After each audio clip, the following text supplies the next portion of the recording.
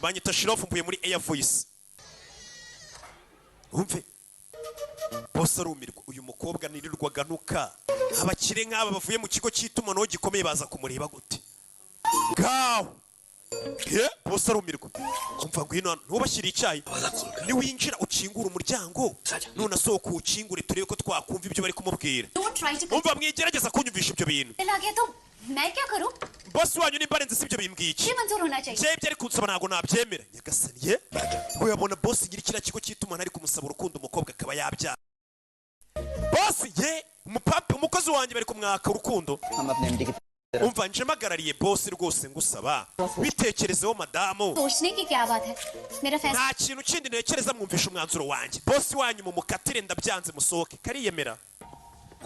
Baragiye. Sasa boss wazi ko nyine ari abapampe boss yohereje baje gusabira urukundo umuyobozi w'ikigo gikomeye cy'itumanaho uko akumva MTN nyirayo cyangwa mobile money aje gushaka agakobwa kagakene kiberiye muri quartier kakubiswe gakorera nk'uduhumbi 20 ku kwezi. Uri kumva none akaza agakobwa kamwiryo ngiye ibyo bintu simbishaka. Sasa bano baravuga ati buri yaje kumutereta tu bacaho do boss